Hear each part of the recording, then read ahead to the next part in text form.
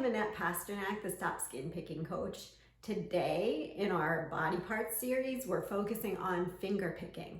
So whether this is picking at your cuticles, peeling hangnails, scraping the sides of your fingers, even biting the skin around your fingers, or biting your nails even.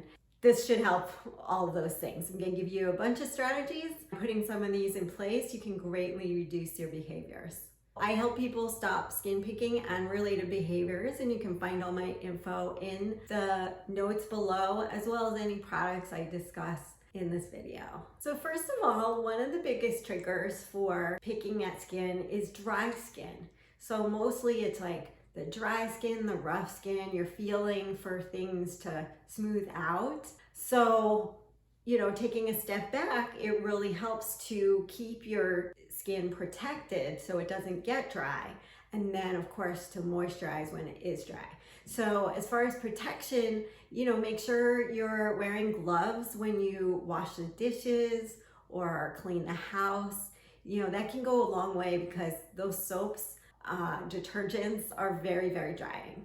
Then of course you want to treat your dry skin. So moisturize like crazy. So it's that dry, rough skin you're going for, right? So if you moisturize, then it's slippery and it's not interesting to you, or your fingers or your brain, whatever's doing this. It's just like you just slip along and you stop doing it basically because it doesn't feel right, or it feels fine, so you stop doing this motion. So you could keep a hand cream dispenser, do like a little pump every time have a meeting or every time you're studying. Think of some kind of regular thing throughout your day, or you could set an alarm for every hour. Just kind of keep your skin like so ridiculously moisturized. And make sure you're taking breaks. So you might be doing these behaviors just automatically, and the longer you sit still, the more you're going to be fidgety and doing these kind of behaviors.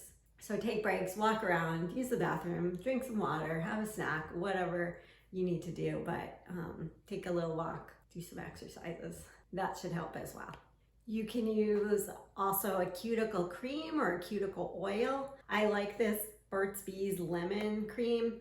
It smells so good. Whoops. You can just put a little bit just around the cuticles. Doesn't have to be on your whole hand or anything. And that could be like something you do periodically when you take a break, or certainly before bed. Before bed, you might actually want something that's even more moisturizing. Another one of my clients told me about this bag balm.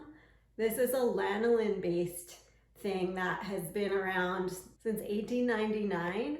And bag is referring to cow's udders because this was used by farmers on the cow's chafed udders. But the farmers also used it themselves because it works so well. And another of my clients really has been using this at night, just putting it on your hands. It smells really odd. So for me, I wouldn't want to use it during the day. I wouldn't want to use it without gloves. It's just kind of a strange smell. I don't even know how to describe it, but you can use this and then put some white cotton gloves right on top. And that will really, that will really hold the moisture in for the night, and then go to sleep with the gloves on your hands, which can also help if you tend to do this at night. So my client that's been using the bag balm and the gloves says her hands are like they're 15 years old again, and she's several decades older than that. So that's really cool. It heals up your fingers really quickly, and when they're healed, there's so much less to pick at. So it's really gonna decrease your picking or biting behaviors. So another thing you can do is to gently use some tools. If you feel you're able to use tools mindfully and without doing any damage. So for example, for most people, cutting a hangnail is going to be better than just ripping it off. Okay, so if you can have a bit of mindfulness to be able to say, let me go get the scissor and cut it off with a little nail scissor, that's going to be better. Another thing you can do if you're just picking at rough skin is gently file it. Gently with a file. Gently. My client who I just mentioned before, she's also been soaking her cuticles and pushing them back very gently with one of those cuticle pushing tools. And then she puts her cuticle cream, or I think she's using some cuticle oil on, and that's good. If you're finding this video helpful so far, please give it a thumbs up. Now, another great strategy is simply giving your fingers some positive attention for a change. In other words, instead of doing these negative things to it or these damaging behaviors to them, giving yourself or getting a manicure can be really nice. Making your hands look prettier, or more handsome can have several consequences. One is that, you know, you're kind of proud of them, you like the way they look, and so you are motivated not to do the damaging behaviors. So that can be a great strategy. Another benefit to a lot of these manicures, so acrylic, gel, and maybe even the press-on nails, I'm not sure about that, is that they have less sharp edges to them.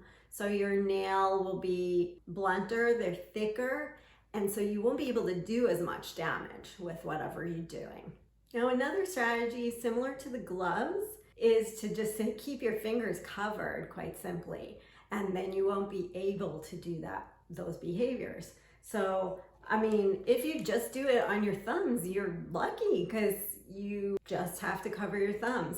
So these are things called gaming fingers or gamer fingers, and they're just like these little fabric covers that you can wear. Oh, I've got 2 different colors now, but you can just put them on your fingers and they are, I'm gonna put one on 2 different fingers. They're fabric, so they're pretty comfortable, but they work on your touch screens. So, you know, if you need to pick up your phone and be on the phone, or you want to, then these will be quite fine to do with that. Of course, you know, at work, you might not like that. Although, you know, if these behaviors are so common and so many people bite their nails too. So, you know, I would just, at this point, just wear them. And if somebody asks you about them, just be like, oh, I keep, you know, sticking my finger in my mouth or something, or I keep, you know, picking at my skin. I mean, most people, like, you might feel really embarrassed and ashamed about it, but most people, if they told you that, they would be like, oh, okay, makes sense.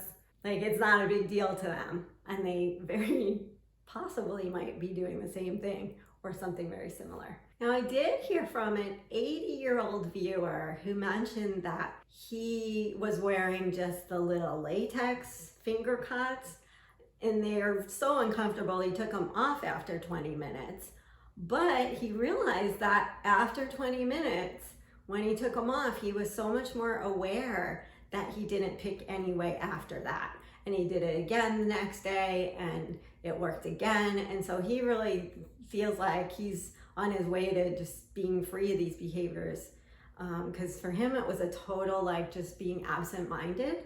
And when he did some of this practice, becoming more aware, that was a game changer for him. And now he's really confident that he can break this decades-long habit. So I thought that was really cool. Another strategy is to keep your hands busy doing other things. So from putty to worry stones to squishy balls to fidget toys of all sorts, these are something else to do. It's just like redirecting your hands to be doing something else in the situations that you're picking. So very important to become aware, obviously, of when and where you're doing these behaviors, and then using some optimal strategies for those different situations.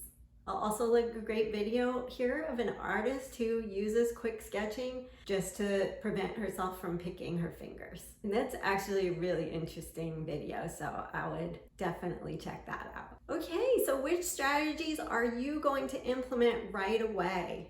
We're always more likely to do something if we have a plan and if we write it down, even better. So please comment below on what you're going to do and what strategies perhaps have worked for you in the past that maybe you forgot about and want to go back to. And if you enjoyed this video, please give it a thumbs up. You can subscribe if you're not already, and I'll be sure to be having some more videos of interest to you. All right, thank you. Bye-bye.